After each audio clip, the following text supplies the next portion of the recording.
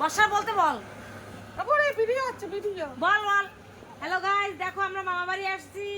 10 kilo মাংস আমার ছোট বাবা বড় বাবা কাটছে।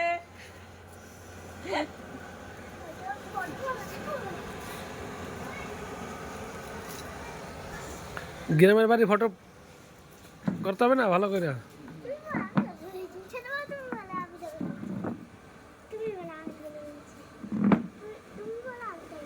আচ্ছা তোমার বলে দিচ্ছি, তুমি বলো। আচ্ছা তুমি আসো।